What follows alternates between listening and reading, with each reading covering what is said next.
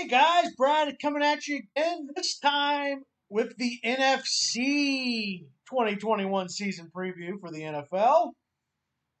Um, let's see, we talked about at the start the point of emphasis of taunting. This one, the vaccination protocols. Basically, your advantage of getting vaccinated, except for the obvious reasons, is if you are a close contact to someone, as long as you test negative, you can still play. And you only have to get tested once a week if you're vaccinated. If you're unvaccinated, if you're a close contact, you automatically have to sit out 5 days, regardless of whether or not you test negative or not. It's at least a minimum of 5 days. So that's where, that could definitely come into play in the season. You're already seeing it in training camp. And you have to get tested every day. So those are the differences of the vaccinated, unvaccinated, whatever you think about it. But those are the protocols. So if you're a close contact, as long as you test negative and you've been vaccinated, you're good to go on Sunday. Let's say Saturday night, you're a close contact. Despite you testing negative, you still got to sit out 5 days if you're unvaccinated. So just something to keep in mind. So we'll start with the NFC East. We'll start with the Washington football team. Vegas betting line, 8 wins. I don't know. I think that sounds a little low to me. The strength is obviously the defensive line.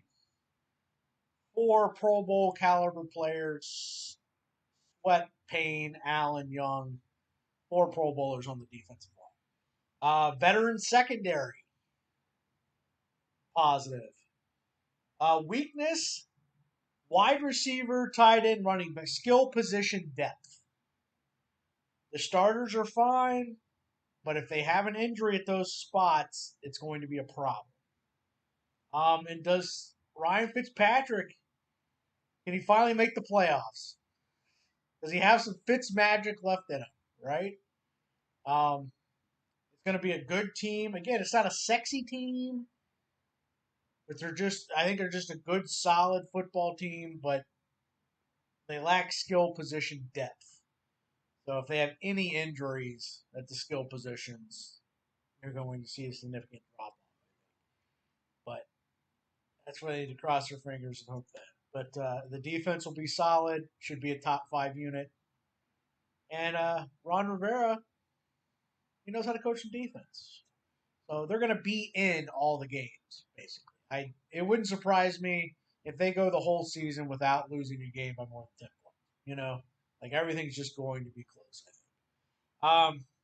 Dallas Cowboys, betting line 9.5 wins. Strength, linebacking core.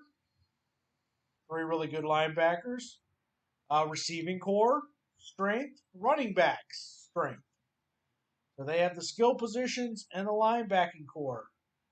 If the O-line and quarterback are healthy, those are set as well. Now, they've had trouble staying healthy on the offensive line the last couple of years. But if it's healthy, it still should be very good. The weakness, still got secondary questions. Trevon Diggs came on. It looks like he's going to be a solid player. But other than that, what you got in the secondary? I still think that's going to be a problem this season. They brought in a few guys, but nothing sexy. I think they're going to still have problems in pass defense. Interior defensive line, mediocre.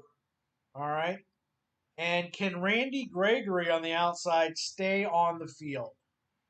Whether it be getting in trouble, drugs, whatever it may be, can he stay on the field? Because he has pass rush ability on the other side of DeMarcus Lawrence, and they need it to protect the secondary. So can he play a season? Because if he does play a full season, I think he'll get 10 sacks. But can he just play a whole season? You obviously can't count on it. So, that's the Dallas Cowboys. Philadelphia Eagles, betting line at 7 wins. Man, poor Eagles. Strength, honestly, their O-line, much like the Cowboys, if it could just stay healthy, it should be pretty good. So that's obviously a positive for a second-year quarterback, right? It's a solid running back room. I love Miles Sanders. They need to use him more. I love Kenneth Gainwell coming out of college. So. Weakness, can they move the ball through the air consistently? This isn't just a quarterback problem, but also a wide receiver problem. They got kind of skinny little guys, Jalen Rager, DeVonta Smith. Can they get something out of J.J. Arcega-Whiteside, a little bigger body? They're going to need it, but I think there's going to be obviously inconsistencies through the air. Dallas Goedert has flashes, but I honestly think kind of overrated. Zach Ertz is getting old.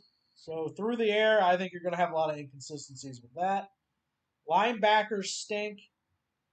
The starting secondary is actually not bad, but lacks depth. So if one of those guys would get hurt, you're going to have a significant drop off, I think, on the guy coming in. But their secondary should actually be improved but there's just no depth to it. So overall, I think the 7 wins is about right for the Eagles. New York Giants, 7 wins. Strength, they have actually a lot of really good offensive weapons. This could be one of these teams where if they can get mediocre offensive line play, that is going to be the key because, quite frankly, not that impressive on the O-line. They've tried to address it. It hasn't looked that great so far in training camp. If they can get just middle of the pack offensive line play, I think you're looking at a top 10 offense. If the weapons can stay healthy, I think it could actually be a very fun team to watch. But bad O-line play can eliminate that real quick.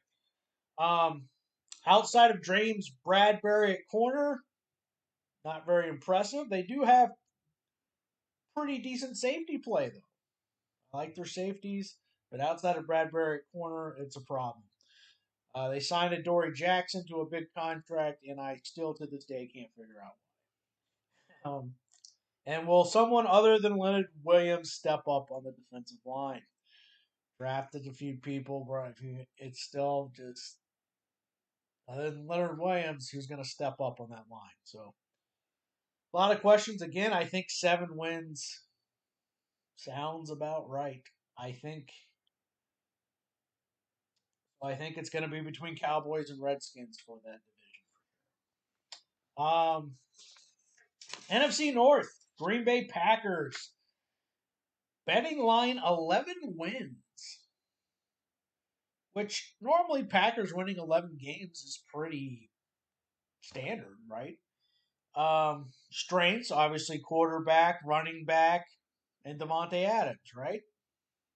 They got good safety play. Amos and Savage, very good players. The Smith boys and Rashawn Gary and Clenny Clark in the front 7, very nice. Weakness, however, I think this is going to be their worst offensive line in many years. They're used to having very good offensive lines. Bakhtiari's going to miss the first 6 games at least. They put him on the physical unable to perform list. So honestly, outside of Jenkins on the O-line, do you really trust any of them? They lost Lindsay in free agency. I think, especially this first half of the year, I think you're going to see them struggle on the O-line. And will another corner step up on the other side of Jari Alexander? If they do, that defense I think is going to be pretty good. If not, well, I think you're just going to see people pick on the other side all day. So we'll see what happens with that. Overall, I mean, it should be a playoff team, but I'm actually a little concerned about the offensive line, which is usually rarely ever a concern for the Green Bay Packers. Minnesota Vikings betting line at 8.5 wins. Strength, I would say, is running back room. Madison and Cook. Good defensive tackles. I like our defensive tackles. They brought in veteran corners Braylon and Peterson this offseason. Because Mike Zimmer had one of his worst defenses he's ever had. Some due to bad luck, some just due to talent, But it should be improved this season. But I still think, is Danielle Hunter actually healthy? Danielle Hunter? If he is, that'll help. But they don't have any pass rushers. Wide receiver depth after Justin Jefferson and Adam Thielen to me is non-existent, so that's a problem. And honestly, the O line is just middle of the pack average. So I think overall, I think that 8.5 win. I think that's about right for them. Chicago Bears 7.5 wins betting line. Strength front seven on defense. That's a typical thing for the Bears. Very good front seven. And the running back room, I like that. That room, it's a very nice running back room. Weakness, however, offensive line stinks. And I don't think they're going to be able to do anything about it this season. There's no way, no matter who starts, that quarterback's playing the whole year. I can tell you that right now. It doesn't matter if you want to start Justin Fields week one, which they're not. They're starting Andy Dalton. No quarterback is making it through the whole year, I don't think, behind that offensive line.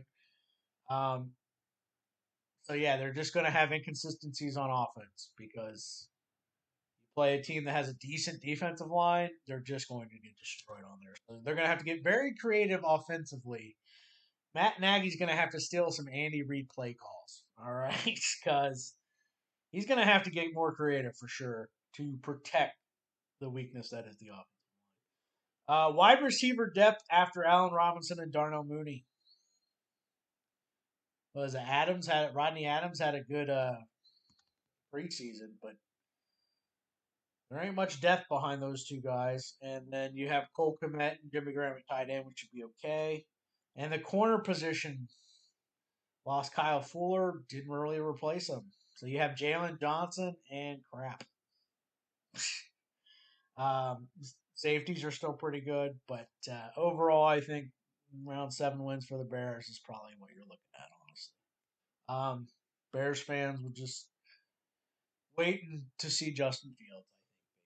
I think Andy Dalton probably starts the first 4 to 6 weeks. Would be my guess. Detroit Lions betting line at 5 wins. That is tied with the Texans for the lowest.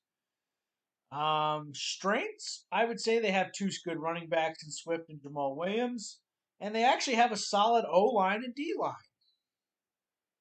So Dan Campbell has built solid lines, I think. Problem is, outside of that, it's bare. I mean, they're going to be bad. Weakness, secondary stinks. They don't really have any reliable pass catchers as any proven guys outside of T.J. Hawkinson. So, Jared Goff had his ups and downs with a team like the Rams. What's it going to look like with the Lions? I think 5 wins might be generous here. So, but I think they are at least building the lines up. So I think that'll make them competitive in some games, but it'll make them watchable. But the skill positions and the outsides, they're going to struggle. So sorry, Lions fans, another bad year for you. In the NFC South, to the champs, the Tampa Bay Buccaneers, betting line at 11.5 wins, second best in the league behind the Chiefs. Strength, everyone's coming back. It's a veteran team, and everyone's coming back. All right, from the Super Bowl team. O-line, quarterback, wide receiver, tight end depth, all positives. However, good thing they have depth because those wide receivers and tight ends they have often get nicked up. So if you're looking at something, what could derail the Bucs, that's what the point is. The receiving core getting banged up is a legit concern. And secondary depth. Their starters are fine, but they have a problem if any of those guys get hurt, there is a drop off there. And I think pretty significant. Because again,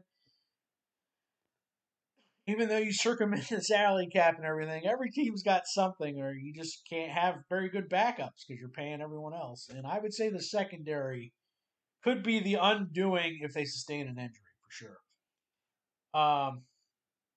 But overall, obviously, still a playoff team, assuming Tom Brady stays. New Orleans Saints betting line 9.5 wins. Good offensive line is definitely a strength. Strong linebacker play. 2 quarterbacks that they can play and be solid. Safeties are good. Weakness, though, unproven pass catchers. Is Michael Thomas even going to play this year? Does he even want to play? There's conflicting reports how injured actually is he? Is he just disgruntled? Is this ankle injury going to be a long term thing? You just don't know. But pass catchers, just unproven. You know, people fall in love with this Callaway in the preseason. We'll see if that translates. Um, Interior defensive line, weakest they've been in a while. And outside of Marshawn Lattimore, eh, their safeties are good, but their corners, it's lacking outside of him, and he's had injury problems. So I think the Saints definitely take a step back what they've been the last 4 or 5 years for sure. Carolina Panthers betting line 7.5 wins. Strength, they have pretty good weapons. DJ Moore, Robbie Anderson, Terrace Marshall, and Christian McCaffrey. So that's a good foursome to have right there for Sam Darnold. D line, remember they really revamped that whole defense last year and continue to do it. I think the D line will be solid. Weakness though is defense is still young. That secondary still very young. I still think it's going to be a bunch of ups and downs on defense. On the O line outside of Taylor Mawton is meh. So why Sam Darnold to me is getting better weapons and a good offensive coach to go to, still think that O line's going to have some issues.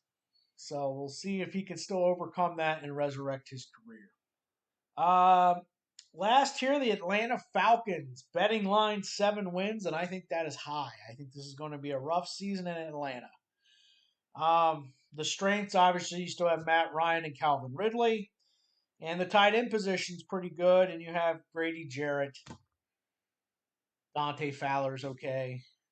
But other than that, there just ain't much on this roster, man. The O-line should be solid. They had some injuries last year. That'll be improved. So the offense will be middle, okay. But this roster just lacks depth all over it. There is zero depth on this roster.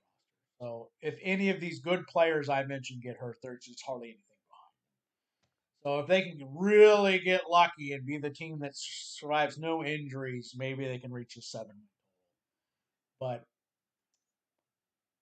overall, I think you might just be talking about, hey, at least we have a good kicker, you know? Unfortunately, I don't think the ending of Matt Ryan's career is going to look all that hot. Like I said, I look at this roster and I'm just like, whew, it is very thin, and it isn't like it's thin and there's just greatness all at the top. It's thin and there's just a few pieces that are really nice. Overall, I don't see them reaching the 7 win. NFC West. This is probably the NFC's best division. We said the AFC North is probably the AFC's best division. I'd say the NFC West is the NFC's best division. We'll start with the Los Angeles Rams, betting line at 10.5 wins. I would say strength is probably their wide receiving core, defensive line, and secondary. Um, how much of an upgrade is Matt Stafford over Jared Goff? We will soon find out. Top 25, I would say about the top 25 players on this roster, as good as anyone in the league. All right. Problem is they hate draft picks. They trade them all away, so the depth is seriously lacking on this roster. So linebacking core is mediocre. So again, what do they do if they sustain injuries? What's it going to look like? There's significant to me drop off after the starters. The starters very good, make the playoffs easily. Tough team to beat. The defense will be tough. The offense should be good. But again, if the injury bug hits them, what's it going to look like? Because you're going to have some injuries typically throughout the year. That would be the Rams' downfall to me is they sustain a couple key injuries. They just don't have any depth because they traded it for the top half of the roster, which is very good. Like I said, might be top 25 players might be the best in the league. They just don't have anything in the back half of it. San Francisco 49ers. Betting line 10 wins. Obviously, they were decimated with injuries last year.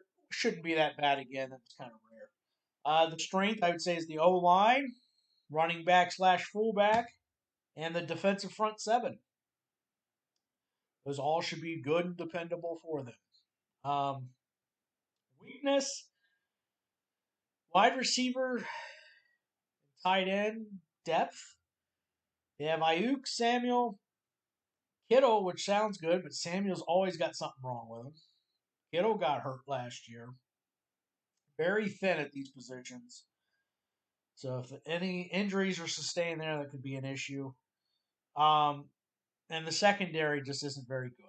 Their defensive front seven's legit. The secondary is not very good. It's going to be an issue. Um, they're definitely going to just have to hope the front seven dominates and protects that back half.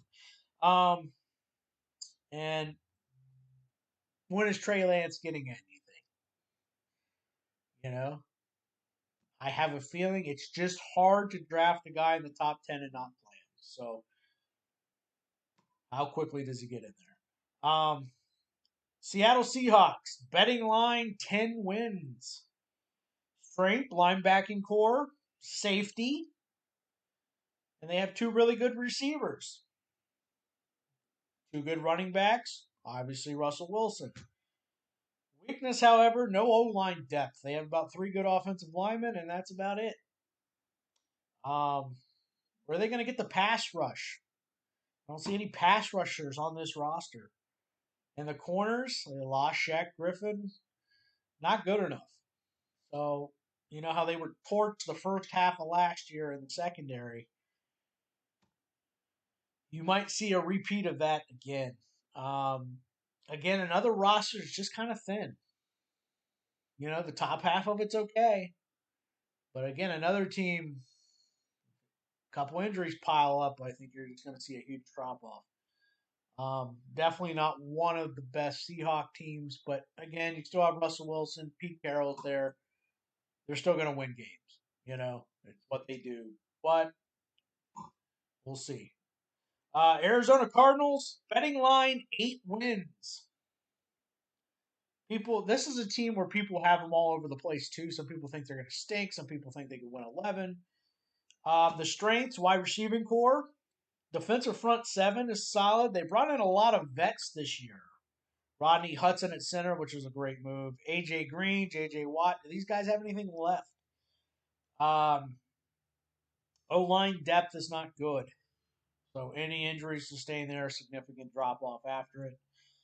And outside of Buda Baker and Byron Murphy, the corner position and safety position is lacking outside of those two guys. And the running back room, Chase Edmonds, James Conner. I don't think that's good enough. So it's going to be on the shoulders of Kyler Murray and the wide receivers and the defensive front seven if this team's going to get it done. And yeah, I think 8 wins honestly sounds about right. I think they'll be kind of entertaining to watch. You remember the first half of last year before Murray hurt his shoulder and he kind of quit running? They were a pretty exciting team to watch and were pretty good. But I think 8, 9 wins is about right, especially in this division. It's just tough. So, yeah, I think overall in this division, pretty much every team but the Niners have a little bit more depth, but it's very top heavy in the sense of the top 25 of the rosters in this division is legit possible playoff teams, but it does lack depth. Um, so yeah, that's your NFC preview. Let's see, playoff predictions. I like the Redskins. Wait, they're not the Redskins anymore. I can't say that. The Washington football team to make the playoffs. Ryan Fitzpatrick is finally going to make the playoffs. I like the Green Bay Packers to make the playoffs. I like the Rams to make the playoffs. I like. I'm going to. I don't love the Niners. I guess we'll go 49ers to make the playoffs.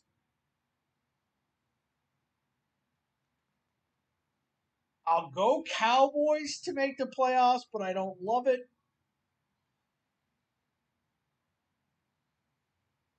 So who do we got? We got Washington, Dallas, Green Bay, the Rams, the Niners, the Bucs, and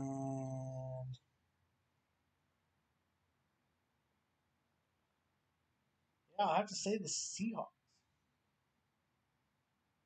I forgot to write it down what I was going to do, so I'm kind of doing it here on the fly. So yeah, I think the AFC is better than the NFC. I think.